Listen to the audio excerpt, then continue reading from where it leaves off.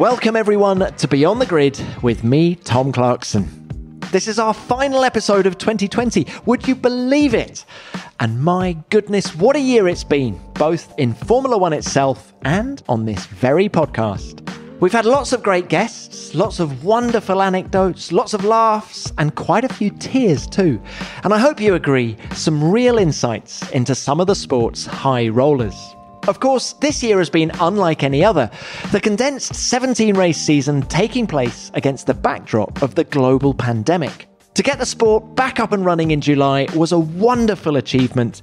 And wherever you've been listening, I hope you've managed to stay healthy, and I hope Beyond the Grid has helped to put a smile on your face.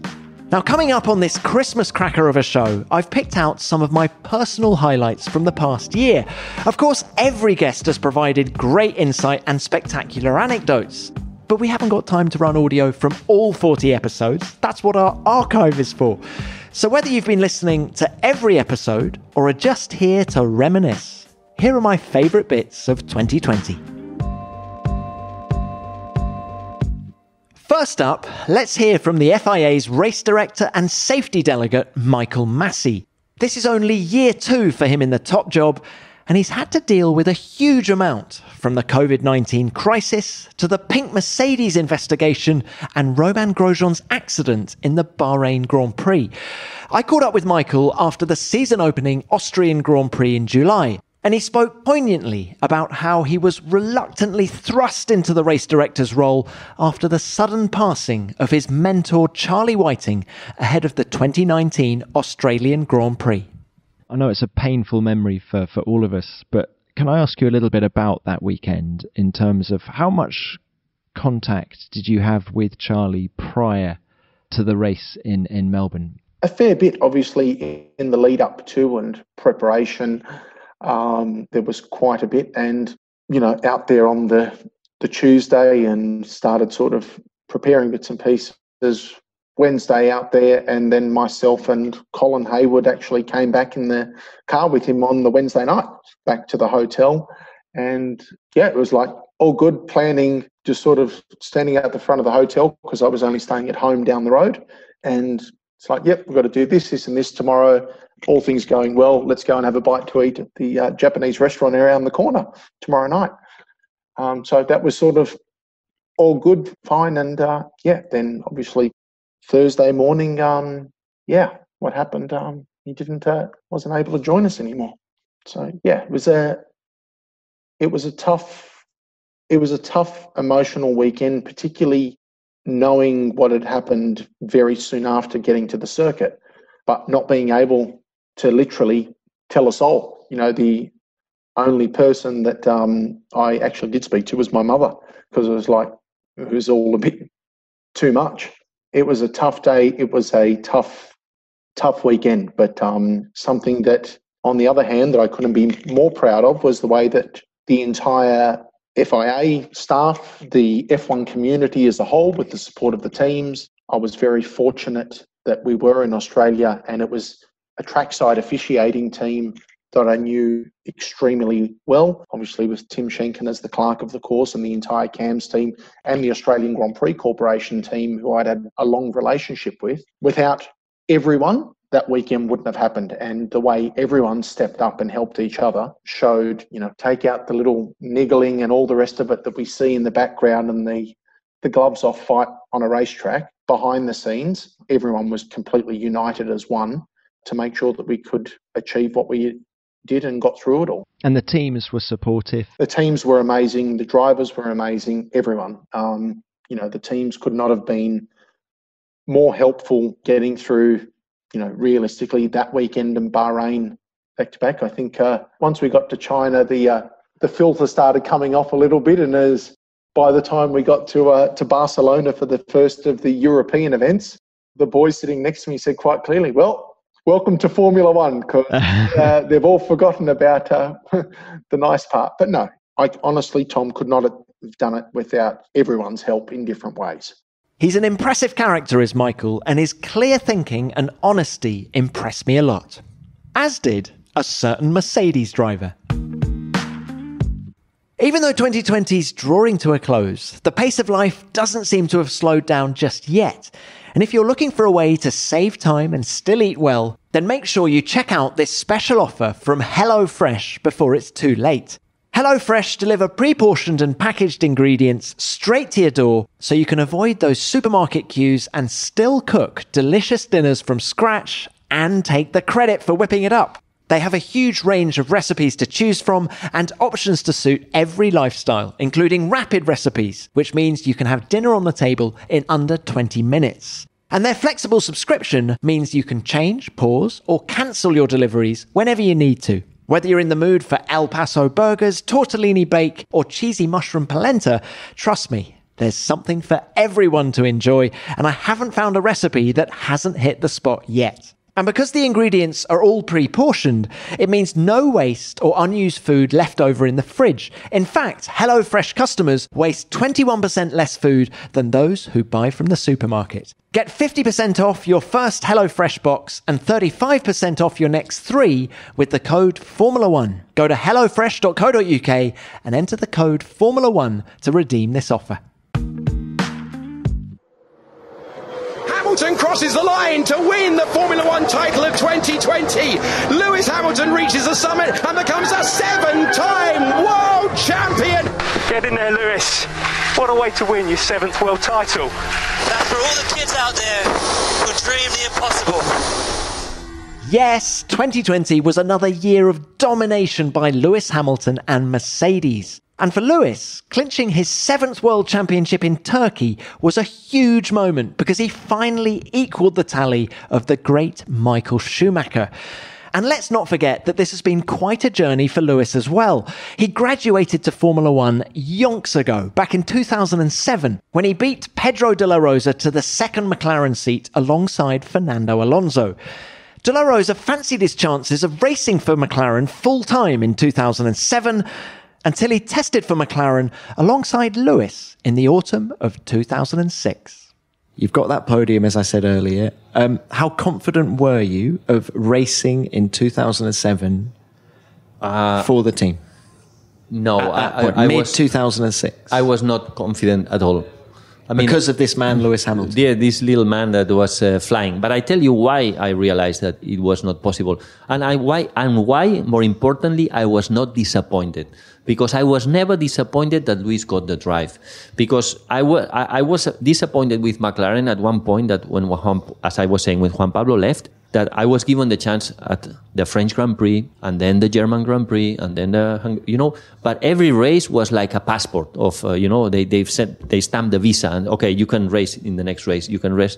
And then suddenly Lewis was GP2 champion and then it was like, well, we are not sure for the next race. I didn't feel that the team trusted in me enough. Really, you have to give, if you go for the reserve driver and you have to give him credit and say, okay, look, the next 8 races are yours. You are the reserve driver. You're the test driver. You know the car better than anyone. But, I was on the podium as well, but they never did that. They always, okay, next race, until the end of the season. And that was, I thought it was bad for myself, but especially for the team, because there were situations where I was under a lot of pressure. If I don't finish in front of Kimi the next race, or if I don't do well, Lewis will jump into the car. So that was wrong in a way, but I was nothing against Lewis. Lewis was, just won the championship in GP2, blah, blah, blah. Then we got to test in September, one day with Lewis in Silverstone. And that's when my mind changed. Because we had 2 cars. We were testing there. It was his first ever Formula One experience. He did a run and he was nowhere, and I remember looking at his data and with Philip Prue, with his, my race engineer back then.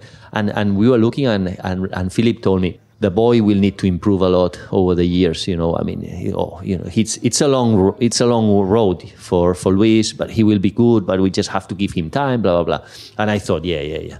So I did a run, came back, looked at the times, and I saw Lewis was fastest, on the second run.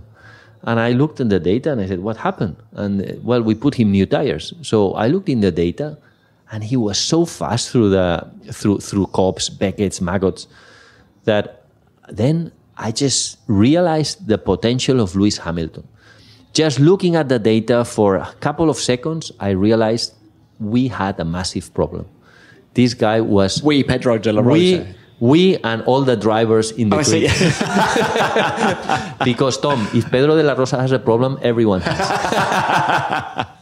No, man, that was the test, was it? Where you realized... It was his first ever Formula One test, his second run in Silverstone. And I realized this guy is very, very fast. I mean, I've seen a lot of drivers in my life. I've been with very good drivers, I would say, and I feel very honored of that. But when I saw Luis, I thought, wow, this is very special. And then when the season was over, I knew that Luis would be in the race car. I knew that Fernando was signed. And I was happy with that because I said to myself, if I was on Ron's feet or Martin Whitmar's feet, I would take the same decision. Because Luis is incredibly fast and Fernando, we all know he's mega.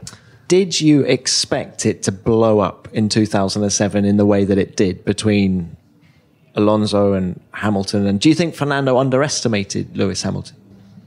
I think that, I was surprised of how it all exploded, unfortunately, because if we look back, that driver pairing is possibly the strongest there's ever been. Ever. I mean, Senna Prost. Yes. Better than that. Yeah, and it goes back to your original question. I always think that the new generations are stronger. So it's nothing against Senna or Prost. They're my heroes, I'm forever heroes.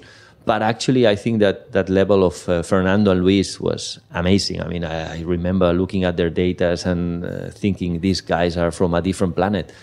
And still, but I was not expecting for the relationship to explode. It was a shame, Tom, because those two guys, they would have brought so many championships to McLaren. I know a lot of you love that anecdote as much as me. And I know a lot of you love my next featured guest a lot as well. It's Lando Norris. Lando, the gap to Hamilton was 4.8. I think that's a podium, mate. I think that's a podium. Yeah, boy! 2020 was a big year for Lando. He improved as a driver, and as you just heard, he scored his first podium in Formula One at the season-opening Austrian Grand Prix.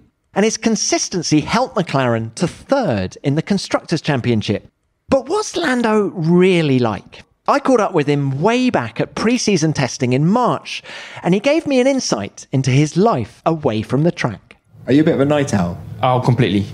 So what I mean, you say you go to bed at 4 o'clock in the morning, and that I was surprised on a rare occasion that I've decided to clean. But is it? I mean, are you a midnight? Is it? Yes, I midnight to bed. Yeah, I mean, actually lately, and so over the winter I was going to bed too late for going back to McLaren, for going back to doing what I love. And for working and operating at my best, I have different times. So I want to spend all night having fun and playing games and whatever. There is no limit to that. That can end up, sometimes that doesn't end. I'll spend the 48 hours doing it. And then hang on, stop. Really? Yeah. Really? 48 hours? There was non-stop gaming? 48 hours?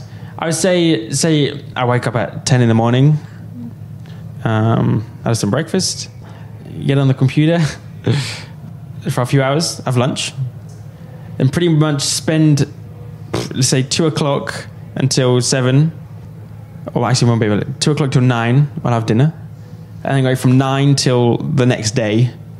What time? All through the night? 7 till 7 a.m. Till 7 a.m. Still playing. Breakfast. Then I'll spend all the way till like midnight the next day. That's extraordinary.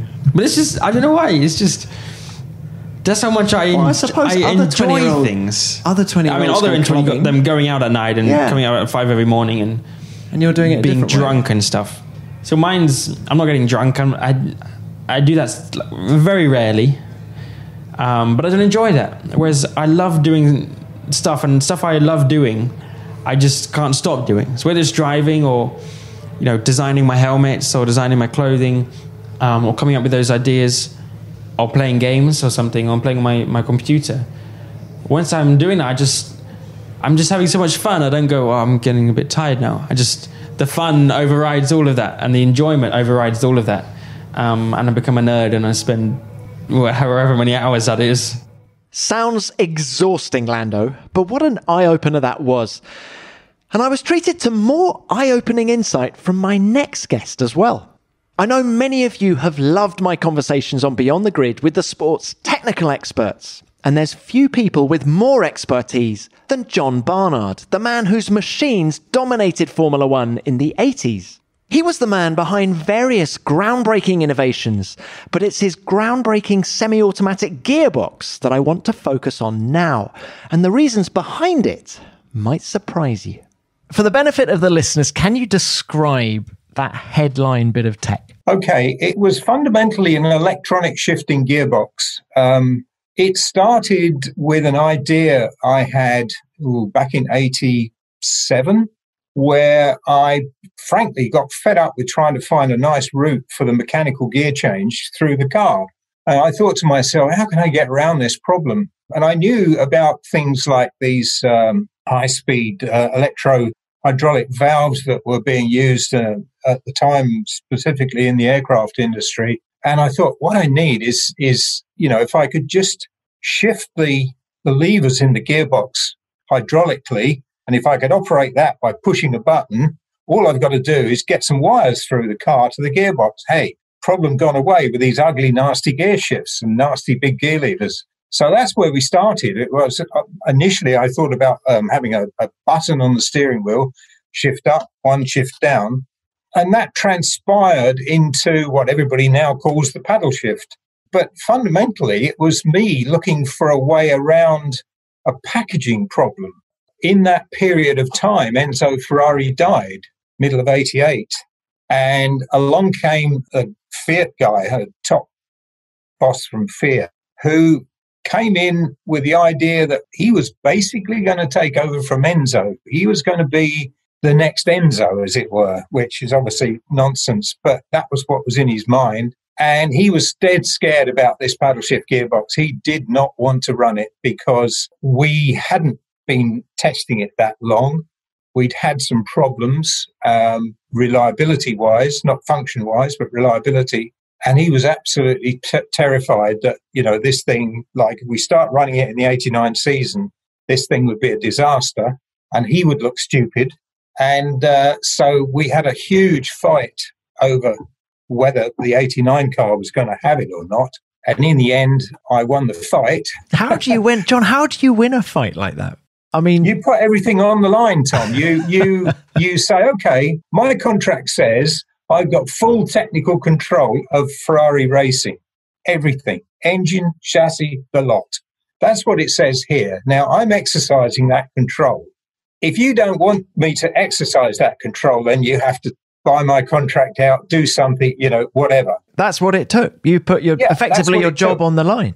Yeah, basically, that was it. And I said, okay, we'll run it. If it's no good, here you go. There's the contract. So that's how we started. And I have to say, no one was more surprised than we were when we won the first race.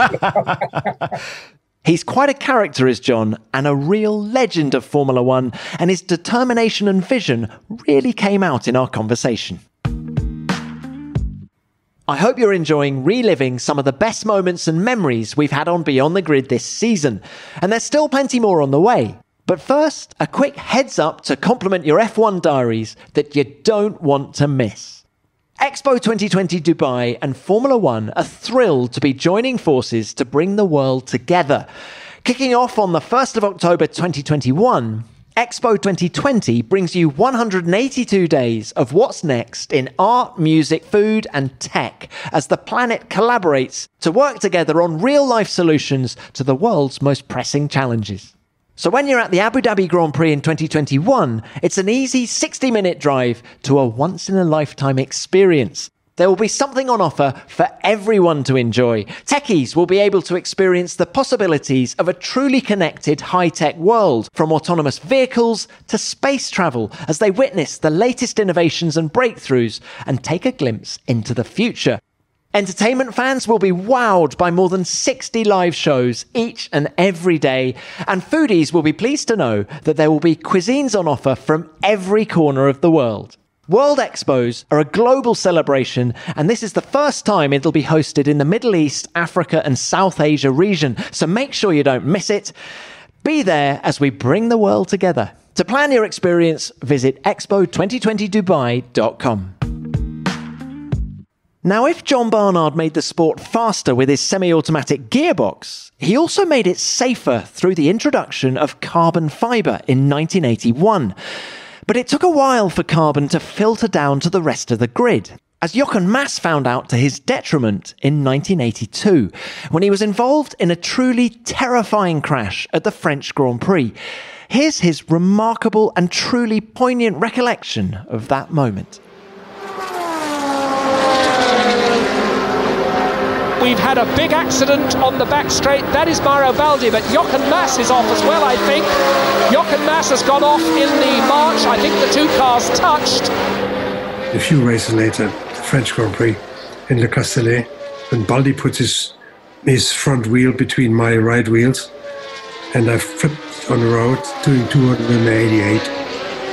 And there, right further down, is Mass's car, and goodness me, it's gone through the catch fencing, over the Armco barrier, it's right in the spectator area, and it's on fire. 10th lap in the race, full tanks, and I flew, and the rollover bar was pushed in the first time it hit the road, and it caught fire because of that. The tank was pushed in, and so I ended up flying over. I got these knocks on the head. The helmet was broken right down to the thing. And I was flying end over end over the guardrail, over this service road, into the spectators, burning. I was wrapped in the chicken wire. And luckily I was the right way around. Had I been with the head down, I would have been decapitated, sliding over this concrete, because there was nothing anymore to protect you. And so on. So there I was, and it got hot, and I thought, this is going to be tight. And of course, you feel that you can't get out. And then it was flooded by a foam gun. Luckily, 40 meters up, quickly came down and flooded it in foam. And my wife sitting at home on TV, listening to the commentator saying that he's dead, he can't survive that. But then I was, got out of the car, and I had a pang on the shoulder, but I had nothing. I was blackened from the fire and all that. My overall, my helmet, what was left of it. But other than that, I had no injuries. That's Jochen Mass being led away. Jochen Mass shrugging his shoulders, waving his hands. And I think he is very, very lucky to be alive. While I flew, I had this strange sensation of, your life is going in slow motion, past you, and it was beautiful. It sounds ridiculous. It was beautiful. I saw the boys and my life and as such, and it was all nice. But at the same moment, I felt there's someone pointing at you.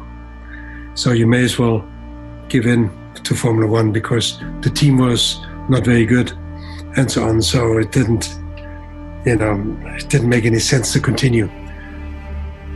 So that was it. And then I quit Formula One. And do you think Gilles' accident had helped contribute to your decision to quit Formula One? Oh, absolutely. It was definitely the point. Had it not happened, perhaps I would have continued driving. Gilles' accident, which sort of compounded the whole attitude of negativism, in racing, how it can be sometimes. That raises the hairs on the back of your neck, doesn't it? As does the sound of the voice of my next guest. Now, when I spoke to Alex Zanardi back in June, little did I know what was to come for the inspirational Italian. He'd already suffered and come back from massive setbacks in his life. And shortly after we released our podcast with him, he suffered another with a life-threatening hand cycling accident. It goes without saying that all of us on the show wish Alex a swift and full recovery, and we hope that he can pull through once more. Alex, of course, is an Olympic champion in hand cycling.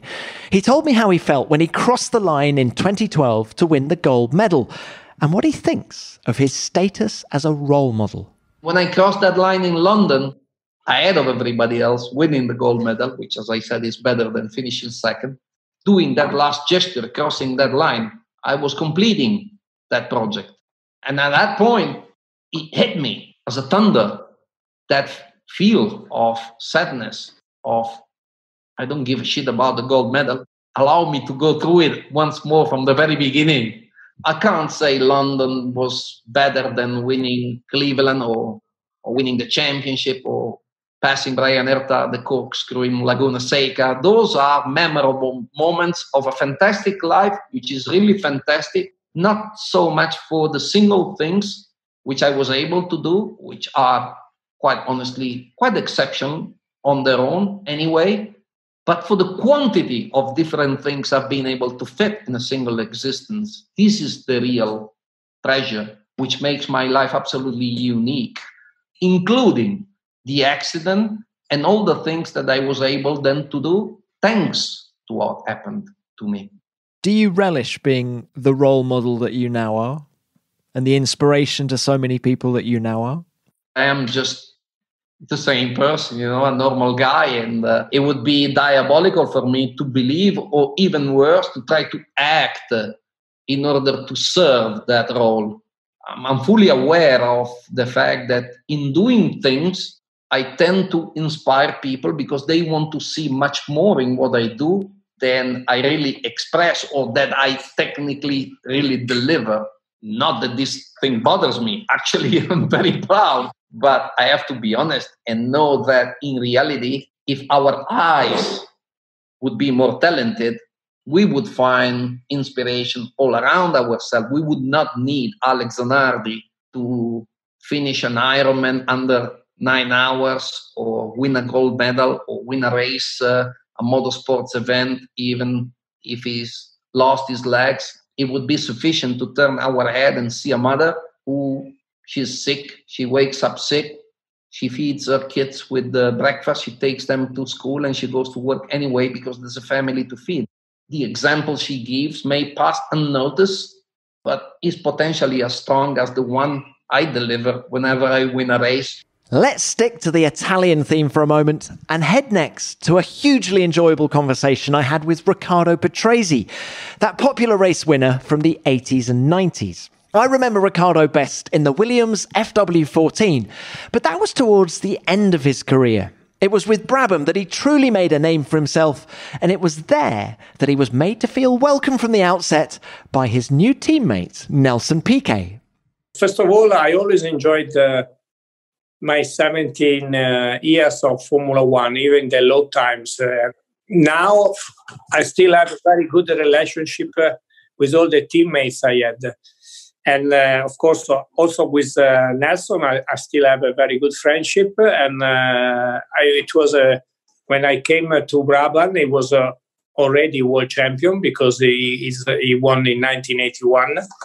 But the atmosphere was very good. It was very familiar, the team, and his attitude was always very, I say, a good time all the time, always jokes.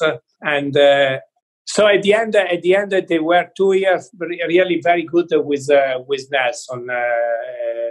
The team, it was like a family team. Gordon, Charlie Whiting was the chief mechanic, Harry Blash, and of course Bernie.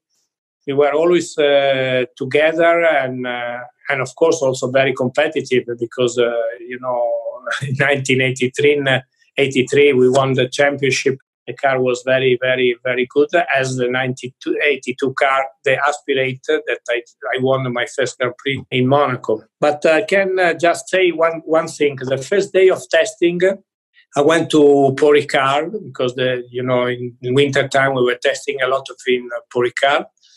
And and I met all the team, and Nelson was there. We changed in the motorhome together, me and Nelson talking, and then we went for the day of testing. At the end of the day, it was already dark because winter time, 5 o'clock was dark. I went back to change, and suddenly I couldn't find my trousers.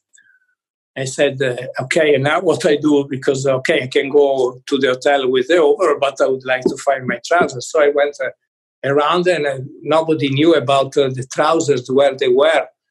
And I said, I left here in the motorhome. They must be somewhere. After half an hour that I was going around to look for the trouser, my mechanic came and said, come. Out of the garages, there were very high poles where the flags they were standing usually. And in one of these poles, about 20 meters high, there were my trousers, like, a flag that they were on the top of the pole at 20 meters high. And I said, who did this? Who did that? Of course, Nelson. It was my first day with the team, and immediately a joke just to start. And it went on like that for 2 years. Welcome to the team, Riccardo. Welcome to the team. Exactly. Welcome to the team. What a brilliant anecdote. Those guys seriously knew how to have fun. And Mr. Piquet was as serious as a joker as he was a racer. Now, from one former Piquet teammate to perhaps his most famous. Yes, and what a fantastic debut it's been. Look for the checkered flag. Nigel Mansell has won the Brazilian Grand Prix. A race to remember, and Nigel Mansell may well wave his hand. This year, we saw Ferrari celebrate their 1,000th race in Formula One. And while it wasn't a good year for them on track in 2020, the history and the passion of the Scuderia remains unbroken. And Nigel Mansell articulated how brilliantly different life is for a Ferrari driver when he told the following story as part of our 2-part Ferrari special that we produced to celebrate the team's landmark race. Do you look back on your 2 years at Ferrari as one of the highlights of your career? Yeah, without any question, to have the experience of going there and to see what was accomplished and just the whole atmosphere and the way they do things, it's just so different. I mean, it was like Christmas on sticks, really, when I first joined there. They just look after you incredibly well. You walk past a racing Ducati motorbike in the workshop in the first or second week I was there, and I just said, "Oh, that's nice." And 2 weeks later, a racing Ducati came to my home, free of charge, there's a nice racing Ducati. And then about a few weeks went past and I was testing, and they said, would I test a new Testarossa around the racetrack? And I said, I think need to put a bit more understeer in the car because it's a bit pointy for being on the road. And I said, but, wonderful car. That's all I said. 2 weeks later, I got a brand new Testarossa back into my home, all for free, But I tested that myth because it was about 2 months later, we were testing down in Estoril. And we borrowed one of the Falcon 900s because we're late. So, and I flew the Falcon 900 down to Estoril, to Lisbon. And the captain who let me fly it, I said, please tell your boss that this plane is fantastic, absolutely fantastic. And there's a limit to the generosity because that was worth about 32 million. I'm still waiting for it to come. Nigel, that's fantastic. But they're great. You've got your own masseurs to wake you up in the morning, put you to bed. You've got your own chef with Luigi. You got your doctors. Yeah, it's the greatest polemic team in Formula One. There's so many things that goes on that you don't want to talk about. But overall, the experience for me, it was fantastic. What a great story, told superbly. Now, the next time I go to Maranello, and speaking of Maranello, let's go next to Sebastian Vettel, whose 6-year stint at the Scuderia came to an end in Abu Dhabi last weekend. He's won 14 races for the team and finished in the top 3 in the championship on 3 occasions. But Seb went there to emulate his hero Michael Schumacher, and his assessment of the job he's done is stark. I don't think I will go on having any regrets looking back. It is true that I have failed because I set myself the mission or the target to win the championship with Ferrari. I have failed. I didn't manage to do that. There's things that I should have done better, things that maybe I should have seen earlier, fights that maybe I shouldn't have picked. But then again, I think everything that happened brought me to where I am now. You see what I mean? So it's not like, I'm generally not talking about stuff that happens on the track now. Losing the car in Hockenheim in sort of half wet, half dry conditions many people point that one out as a low point, but I'm not talking about things like that. I'm more talking about what's been going on, and so if I'm fair and harsh, then I have failed. Were there reasons? Probably yes, but I don't want to, I don't accept them as excuses. So whatever happened also, I guess, put me on the next step forward and next level to, focus on the next. You say there were battles that you wish you hadn't fought. Is there one that stands out? No, not wish, but just think that maybe they weren't, looking back, they weren't worth fighting. You see what I mean? So, but then again, part of it is probably my nature, and it was natural to do so. And I think I had a point as well in some of these little fights and battles, whatever. But I think ultimately that's how you mature and how you learn. I mean, again, I think the important bit is I don't have the sense of regret. I'm happy to move on. So, well, let's move on. You're going to Aston Martin. When you were discussing next year with Lawrence Stroll, what convinced you? Well, he did. I think the fact that the team is growing, a lot of factors. So I think those boxes were quite easy to tick in terms of, the performance, the racing side of things, where the team is, where the team might be, the potential and so on. But more so, I think it was the mindset and the will to really do something and do something good, bring something good together. And it sounds like a fun project and something that, ultimately I decided I want to be part of. So it is very different to Ferrari. Obviously, Racing Point as it stands today and in the future Aston Martin will be growing. There will be a lot of things happening for the first time, and I think it's an incredible, challenging journey for the whole team. And me joining, I hope I can contribute a lot of things and do good in the car and outside the car. What was so revealing about this episode with Seb, who's usually so private, was how he opened up a little bit about his life away from Formula One. He's a man with many interests, and he's got a mighty fine car collection to polish over the winter months. Well, what about a weekend off? The calendar is quite intense, so actually it's quite nice to have a weekend off. But obviously, I don't see weekdays and weekends, it's just all blends into one. But for sure with the kids, and then the weekend becomes a bit more of a weekend like other people have it. Normally it's quite relaxed, just going for a walk with the dog, spending time outside.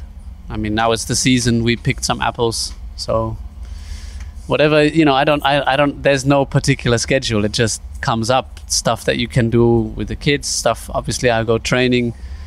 When the weather is nice, I might go for a bike ride and, pick outside rather than inside always, and chill out. Just do whatever comes up. What about the motorbikes? I've been told you've got a collection of bikes. Is that right? I have some old bikes. I just like to go out again if the weather is nice. Not when I don't do it when the weather isn't nice. So just to have a joyride, really, just an hour or 30 minutes. But I don't push, because the bikes are scary if you push. Drum brakes, and they don't really work and all this stuff. How old are they? I mean, depending. The oldest I have is 1928. That's a challenge in itself, just to fire it up, and then also to actually drive, because you have hand throttle, you have the brakes on the foot, but on the wrong foot, or the other way round. And then they're all different. So you have the Italian bikes, the English bikes, the way the way you shift. You have nowadays you have the shift on the left, and you upshift on the way up and you downshift on the way down. In the past they had it on the right side, the English bikes, and then even the other way around, the Italian bikes. So then you just need to, it's also a bit of a mental exercise to remember, because if the light goes red and you have to stop, then you're doing foot brake, but actually what you're doing is you're shifting up, so it's not really helping. So you need to remember. But I just like the sound, and just you're a mechanical nut, because you've also got old cars. What I like about the old things is that you get what you see, or you see what you get. Nowadays with the modern car, I mean, they're nice cars, don't get me wrong, but you just, I don't think you can attach to them as much as the old cars, because especially the behind the scenes or underneath the hood or bonnet what's going on, because you haven't got a clue. It's full of plastic, it's all covered up, and all the magic happens somewhere else. You see what I mean? So I think that's a bit Will you put your overalls shame on and go and get your hands dirty and do all the mechanics yourself? Not enough. I would love to do more of that, but then, you know, it's obviously, if I have time, I do whatever comes up, but for sure I prioritize the family. So I much rather spend time with the kids. Now look, on this than car collection, fixing the bike. Seb, on this car collection, I don't know how much you're prepared to give away, but have you got a favourite? Yeah, my all-time favourite is the F40. Beautiful. Yeah. Classic. Yeah. What about racing car? Racing cars? Well, it's not like I have tons of racing cars at home. I have a couple of old cars that I really like and can relate to, like the Red 5 from Nigel Mansell. Have you driven that yet? Not yet, but I'm planning on. So I think most of the people, they have these cars, but they never use it. So it's a bit of a shame. Like, they are pieces of art, and normally you hang up art up your wall and you look at it, so you can treat it that way. But I think the cool thing is you can actually sit in that piece of art and drive it as well, so feel it. But I guess my all-time favorite is the 2004 Ferrari that Michael drove. I think that's, I don't know, the V10, the sound, that's just what I grew up with, and that's, you know, my best childhood memory, Formula One type of thing. So you haven't got that, you just like that car, the one that we had at Mugello with Mick driving. Yeah. I've spoken to Sebastian many times in my stint in Formula One, but I really did enjoy this chat, and I know many of you out there did as well. The chance to talk about subjects other than Formula One was rare, and it was enlightening.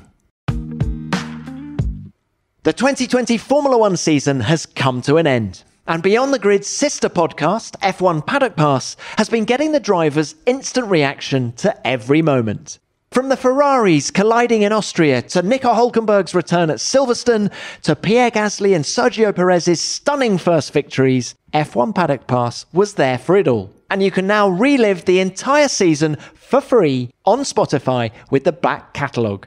Every episode is packed full of race highlights, team radio gems, and views from the winners and losers in every Grand Prix. Plus, the drivers open up. Lando Norris talks about managing his mental health. Lewis Hamilton reveals the occasional loneliness of the 2020 season, and Alex Albon explains how he's coped with a year full of constant pressure.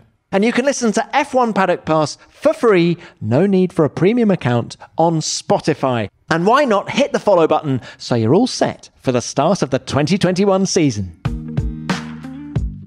Like Seb, another man with an impressive car collection is McLaren boss Zak Brown. When he's not overseeing everything in Woking, he's kicking tyres, his own tyres, and he loves every single car in his collection. Seems to me whenever you've had some spare cash lying around, you've been investing in cars or just racing cars? Both. I'm a car guy. I don't want you to give away too many secrets, but how many have you got? My total collection's near about 50 now. Wow. And it's probably 2/3 race cars, 1/3 road cars, and I love them all. They're all like kids. I've got when I buy them, even though they're great investments, I'm buying them because I love them. I used to collect the little model cars, and as Richard said, all I've done is done the same thing. I've just got the bigger version now. And I've got a collecting criteria, which in the race cars, each car that I have had to have won a race in period. I don't care who drove it, what car it was. If it finished second, I'm not interested. So all my cars have won races. In my Formula One collection, all the cars are driven by world champions. My IndyCar collection are all driven by IndyCar champions. So, and they're all the stuff that is personal to me growing up, the stuff, the posters I had on the wall, so to speak. So it makes me feel like a little kid again. Can you tell us what cars you've got, or the ones you're most proud of? Yeah, I love them all. It's like, which is your favorite kid? Some that stand out.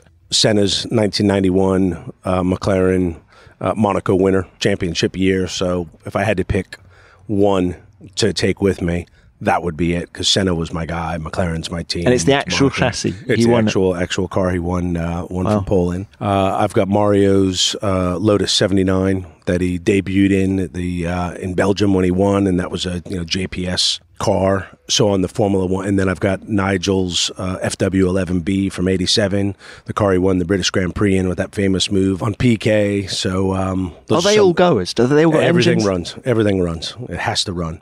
And then on the IndyCar side, I got directly from Roger, who's my hero in business and in racing.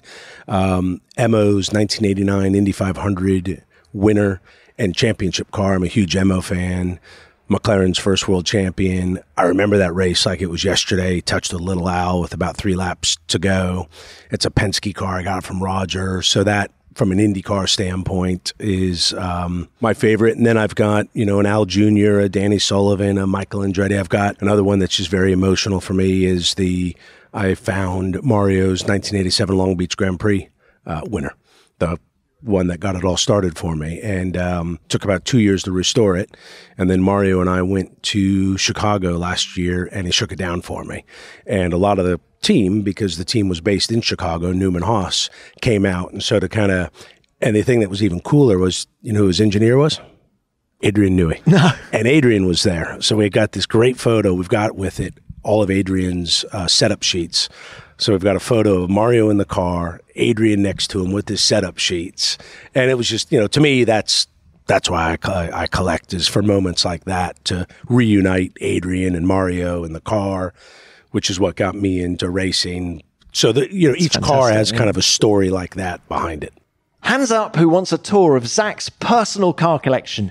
It's the stuff of dreams, and Zak has made it a reality thanks to his hard work and passion for the sport. One thing's clear, Zak loves Ayrton Senna. So let's go next to Julian Jakobi, the man who managed both Senna and Alain Prost at the same time during the height of their rivalry. I still can't get my head around what an incredible feat that was to manage the two greatest drivers of their generation together. Julian's got some great stories. How did you even begin to look after those two guys at the same time? Must have been such a complex thing. No, not at all. Because Alain had become a client at the end of '82, and I guess we must have done a pretty good job for him. Otherwise, he wouldn't have recommended us to Ayrton. I then met Ayrton and his father, and at that time he had a manager called Armando Botelho Teixeira. But they were looking for somebody to help them in Europe and with Formula One in particular. And then, sadly, Armando, who was the business partner of Ayrton's father, died in 1986, cancer. So I was kind of left looking after Ayrton. But it worked well. Can we talk about Ayrton then? Yeah. You were Ayrton's manager for 9 years. How do you reflect on that period of your career? Busy. There was always something.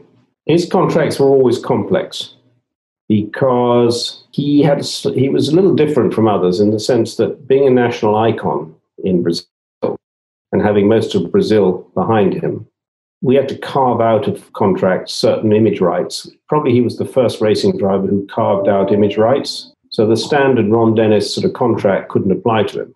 But even in the Lotus contracts, it was the same thing. If you remember, they had Banco Nacional as a sponsor right across the front of the overalls.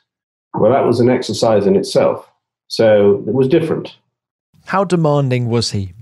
Very, very demanding, but very interesting. I mean, I got along with him very well, and he was, highly intelligent. I would say, I've looked after many clients over the years, not just in motor racing, but in tennis, golf, and music business, actors, business people. But he would be certainly in the top 5 of the most intelligent people that I've worked with. He, as you know, had a degree in business administration, university. He then sort of stopped at university. But he was extremely switched on business-wise. And in those days, I don't know if you recall, remember the yellow A4 pads, beloved of Americans? Yeah. He used to always operate with yellow A4 pads, and we would divide up an A4 pad into about 5 or 6 columns, and we'd work out in advance. There were no emails in those days. So we'd work out in advance the start position in a negotiation, what we would expect the other side to come back with. Column 3 would be second offer. Column 4 would be what they would come back with. column 5 would be probably what we would end up with. And that's how we did any negotiation. And how accurate were those They were predictions? pretty accurate. Well, because they were accurate because it depended on, in any negotiation, it depends on who holds the stronger cards. So the stronger the cards that you hold, the more likely it is you're going to end up with what you want in column 5. And because you were representing Ayrton Senna, you reckoned you always had the strongest card? In those days, yes. Was he interested in business? I mean, yes, he had that degree, but Oh, did yeah, you very much sense so. he was interested in the deal and how it happened and the market forces and all that sort Don't of forget that he made an awful lot of money out of Formula One. And so did Alain. I mean, they both did extremely well out of Formula One. That's another story, between the two of them. And there wasn't much to choose between them as to how well they did business-wise. But the interesting thing about Ayrton was that he had a view for business. And if you remember, just before he died, in 94, that he had set up the relationship with Audi, and the Senna family became the Audi importers in Brazil of Audi cars. And they had all the dealerships and import things. So that deal was set up by us in 1990. We started working on it in 1990, late 92, early 93. And that came to fruition. And even after he died, the family did extremely well. Incredible stuff. I know a lot of you wouldn't have been familiar with Julian before this show, and I'm sure many of you won't forget him now. Which brings me to my last highlight of the year, George Russell. George Russell now with a commanding lead of this Grand Prix, surely. George, we're going to need to box. We have a mixed tyre set on the car. No! And Bottas is wide to maybe open the door. He's off the racing line. Russell's got the better grip. Is he going to brave it around the outside? How much does George Russell want this one? There's your answer. George Russell is up to 4th. Let's hear Russell. Looks like a rear left puncture. Puncture. Guys, I don't know what to say. I was taken away from us twice. Honestly. The Sakhir Grand Prix remains fresh in the memory. Just imagine if he'd won that race. But his time will come, I'm convinced of that. I caught up with him ahead of the British Grand Prix when we talked about everything going on in his life. But given what's happened since then, it's when he was talking about where he's come from that I began to truly understand his links to the Mercedes team. When did you do the deal to become part of the Mercedes Junior program? The first conversation goes back to 2015, actually. So it started at Abu Dhabi, end of season testing. I was testing GP3, and my manager, Harry Soden, managed to get hold of Toto Wolff's email address. So I thought, I'm just going to have to email him and send my CV. I didn't really ask for anything. I just wanted to introduce myself. It was late at night in Abu Dhabi. I was quite nervous in sending the email, but I thought, I've got nothing to lose here. I sent him the email, hi, I'm George Russell. This is my CV. It'd be great to meet with you one day in the future, et cetera, et cetera. I put my phone away and I woke up the next morning and I saw I had a response from Toto. Not only a response, it was within 20 minutes of receiving my email. He replied saying, "Thanks for your email, George. It'd be great to meet up. Here's my PA's details. Arrange a meeting with him." And I was sat in his office, I think it was 2 months later. So that's where the initial conversation happened. But when I really became sort of a part of Mercedes was following the 2015 season. I'd actually been unofficially the reserve driver for BMW in DTM. I did a rookie test with them and that went incredibly well.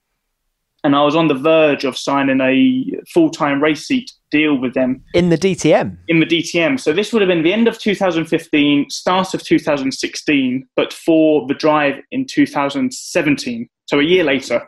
So by this point, I had sort of accepted I didn't have any backing to help me get to Formula One. At the time, none of the Formula One teams were overly interested. And I was pretty settled to say, this is DTM. It was a huge salary. It's probably the next best thing to Formula One. And I was committed to going down that route. And I was here at the start of January at my parents' house, ready to sign the contract. One day, I was just laying in the bath and I got a phone call from a French guy called Gwen Lagrue, who was Esteban Ocon's manager and had been signed by Mercedes to head the young driver program. And he said to me, "Hi, George, I knew Gwen for a long time. I've just started working with Mercedes, and you're the first guy I want to sign." And that's where it started. So it started all in the bath back in 2016. And the conversations were ongoing. I signed a contract at the start of 2016 and officially became a driver at the start of 2017. And another story actually with Toto was at the Autosport Awards at the end of 2015. So I was there just on a bit of a jolly, the end of the season. I actually had a couple of drinks and I was feeling a little bit cocky maybe. And I was with a few of my other racing mates. And I just said, I'm just going to wander over and go and chat to Toto. So this was after all of the awards had happened. And we were just having a really good chat. And he remembered me from the meeting earlier in the year and discussed about future plans, etc., etc. And as it got to 12 o'clock, one of the bouncers came over to me, directly to me. He said, "Hi, George, I remember you from last year when you won the Autosport Awards, but you're actually too young to be here after 12 o'clock at night." I said, "I'm sorry." He said, "Yeah, we've only got a license to allow, under 18s in here until midnight." I said, "I'm sorry, I'm talking to Toto Wolff here. This is my future potentially. And you're all depriving me of this opportunity. He might have turned around and offered me the deal there and then." And so I was there with a glass of red wine in my hand, getting ushered away by a bouncer, halfway through my conversation with Toto. So fortunately, we had another conversation a couple of months later. Listening to that now is so poignant, isn't it? He came so close to a fairy tale with Mercedes, but his history with Toto Wolff suggests it will happen at some point.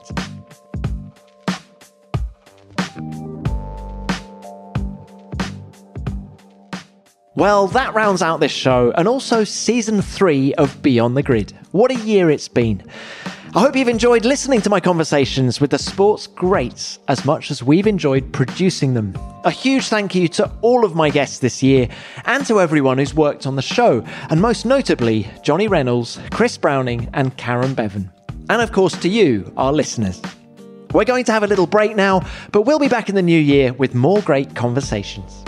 And don't think I've forgotten your feedback. As ever, I wanted to read out some of your messages about last week's show with Mattia Binotto. If his chat hadn't been so fresh in the memory, he'd definitely have made this best of episode. Babalajko got in touch to say this. For a guy often labelled as having no idea what he's doing, Mattia really demonstrated the exact opposite. I think with F1 being such a fast sport, many forget that building a winning team takes a lot of time, especially with larger-than-life expectations. I couldn't agree more. Criticism goes with the territory when being Ferrari boss, but Mattia is a smart cookie. Mr. T. Wood had a message along similar lines. Just finished the discussion with Mattia Binotto, he says.